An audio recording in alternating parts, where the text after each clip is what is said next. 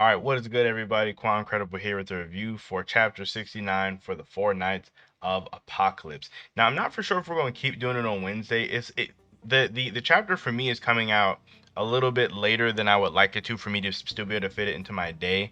So, I mean, we might move forward with just doing it on Wednesday, but hopefully we can kind of get back to Tuesday because I kind of like doing it as early as I possibly can. But for this exact chapter, chapter 69, I thought it was really good. Like, it definitely set up well for next chapter with the whole like mystery at the very end and all that. Um, Basically, in the beginning of the chapter, it is Gawain and Percival reacting to Tristan's demon form and his demon power. Because as we got to see last chapter, his his demon power is actually just way stronger than his goddess power. At least that's how it appears to be, and kind of how other characters are taking it.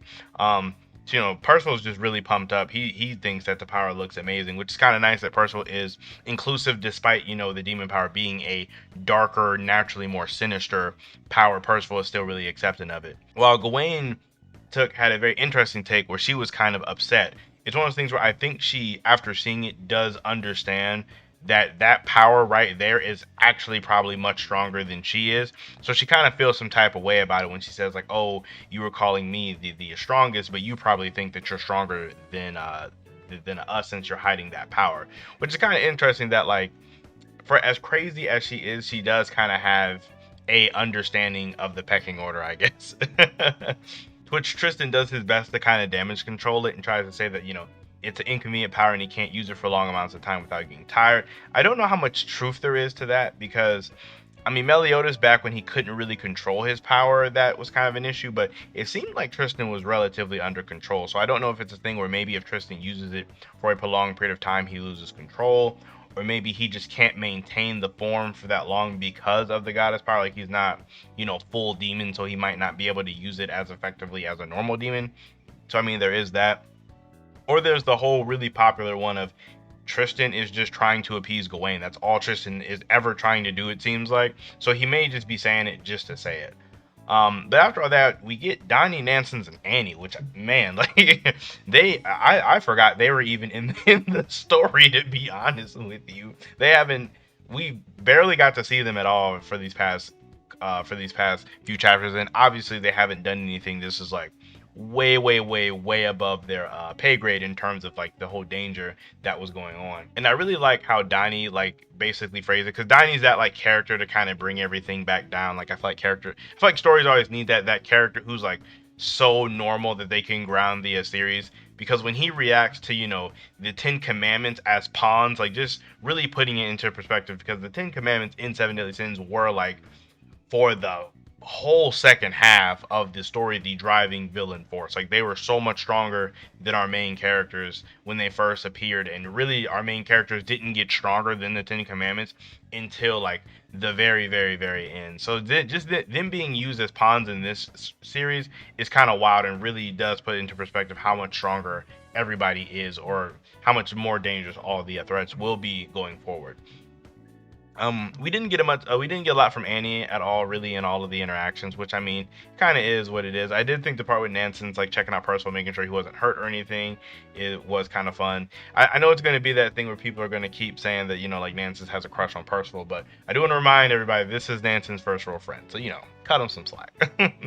Aside from that, we have Gawain demanding pudding from the rest of the Holy Knights after the battle, as well as Percival and Tristan kind of joining in.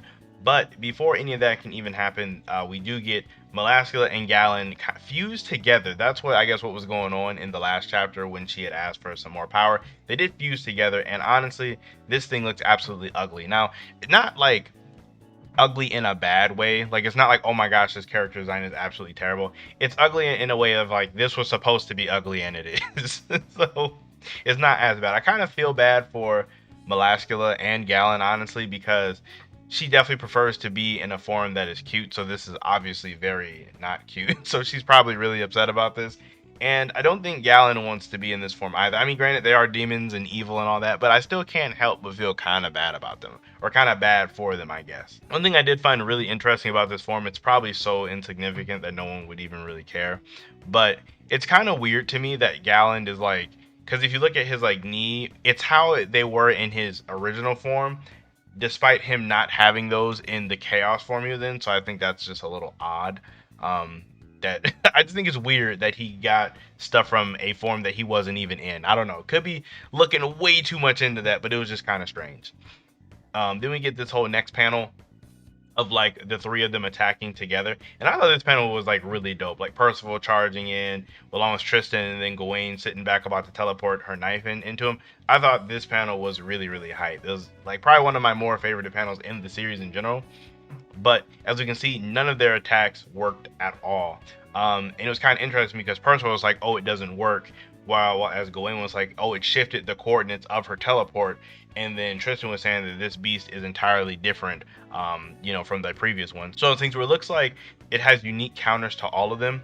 Or maybe not unique counters, but there's reasons why things don't work. So my thoughts on this would be for Percival, he's probably just not strong enough or using his power effectively to actually damage it. I think Percival could damage it if he could kind of focus himself or maybe use his abilities differently. As far as Gawain, I feel like the Melascula power, along with like a Gallon amp and them fusing and all that, Melascula is very talented with magic, so she may actually just be, have the ability to shift around, Gawain's teleport and interfere with some of Gawain's magical abilities. I think that is a very, very, very possible thing. And as for Tristan, as we see, his abilities can be nullified by certain resistances. So maybe if it is a chaos beast, it just does have the innate resistance to the goddess magic, so his goddess powers won't work. I definitely think that Tristan is going to have to go into his demon powers to maybe affect this thing and maybe go on the edge of losing control, or maybe we're going to also have to see a little bit more of what Gawain's abilities can actually do. And then Percival's obviously going to get his whole main character power boost. I'm not really too concerned about that, but I'm just really curious to see how they're going to come together to fight this big thing. And then for the other part of the chapter, it's Jade and Qian, while Jade is basically trying to interrogate Qian to see like why he did what he did. And basically it's a lot of talking, but it's basically Qian just is so overly infatuated and concerned with Tristan that he sees any potential thing to be a danger to him or to be a threat. He doesn't want Tristan to potentially get hurt by getting involved with these Knights of Prophecy, which, I mean, I've never been a big fan of the overly obsessed characters with other characters. So like characters like that, or maybe like Juvia from Fairy Tail, how she's overly obsessed with Gray and would probably attack a friend over Gray. Or like, I'm trying to think of another example, but Juvia was like the first one that came out. I personally have never been a big fan of those kinds of characters, but I know some people like them. Not so much for me, but I get it. It's like I get what's going on here. I just don't really care for it. But after all that, we do get the second person revealing themselves to be down there in the same area, towards Jade and Qian. Jade and Qian do confront this person. And I know it's the whole big thing. I hate to sound like a normie like everybody else. Not saying it's a bad thing, but I kind of agree with a lot of the running theories to where I believe this Star-Shaped Visor Knight that we see at the end to be Jericho. I just feel like it makes sense. I feel like it makes a lot of sense because, as we've already seen, Arthur does have the ability to brainwash people. So it's possible that whatever happened with, Lancelot and Jericho, she could have been brainwashed at some point by Arthur if they came to his service. Because if we remember, Lancelot does know a lot about Camelot and a lot about how things work in Arthur's group. So it's possible they both could have infiltrated at some point, but he escaped while she, got captured or got brainwashed or whatever. Because I don't really have a lot to base this on, but this is just going to sound like a reach. And just kind of how the leg armor looks, it kind of looks similar to Jericho armor. Like, I know this is like really stretching it, but I kind of feel like this is her. Just kind of in like a misdirection type thing. Now, the really big curveball here is the fact that there was a Holy Knight that was suspected of being a spy, which is why the Star Visor Knight is even there in the first place. So it makes me wonder. I don't know who that person could be, because this means that, let's say Jericho is the Star Visor Knight. It's like, who is Jericho going to break out for Arthur? I guess like what Holy Knight do we know of that could have betrayed the kingdom so bad to where it would have gotten them thrown in jail? So it's one of those things where actually, even if it isn't Jericho, it's like, who could they be trying to get out of there? Because most of the knights that we know of would be fiercely loyal or just not around anymore. Like, I mean, we've already seen Slater, we've already seen Gil Thunder, we know where Griamore is, we know where Hauser is. I mean, that leaves like random one-off people. I mean, Gila, it could be, but it's like, why would Gila be in jail? You know what I mean? So it's like, it's one of those ones where I can't think of who possibly that we know of this person could be after that would be thrown in jail. It's very it definitely makes you think. Just because it's like, who could it possibly be? I don't really have a lot of predictions. Could be Death Pierce, maybe. Doubt, big doubt, but it could be Death Pierce. I don't know. I would definitely love to know who you guys think it could be in the comments. But that's essentially the chapter. There wasn't too much of a interesting interaction between Jade and Shion and the Star Knight, because they're just trying to figure out who he was, but they obviously could tell that this person wasn't from their kingdom. So not really a lot to talk about there. Really curious to see how it's going to go next chapter. I'm willing to bet a large amount of money that, you know, the Star Knight Advisor is going to clap Jade and Shion. Like, there's no doubt in my mind that they're going to get clapped.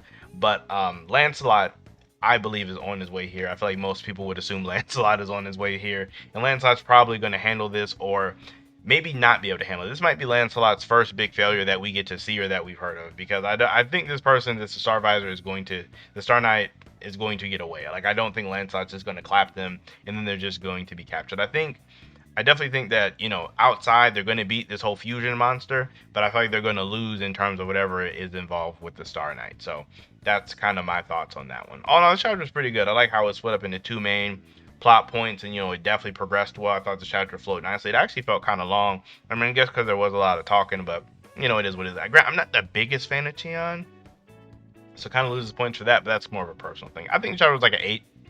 About to give a rating probably like an 8. Like I said, let me know what you guys felt about the chapter down below. Who you guys think the Star Knight Advisor is, or Star Visor Knight. Let me know who you think the Star Visor Knight is, as well as who do you think they're after. Like, who is this Holy Knight that is in jail? Because it's more than likely probably somebody who is new, but who knows? It might be somebody old. So I would love to know who you guys think it is on that one. But aside from that, you guys all enjoy the rest of your day, and I will see you all in my next video.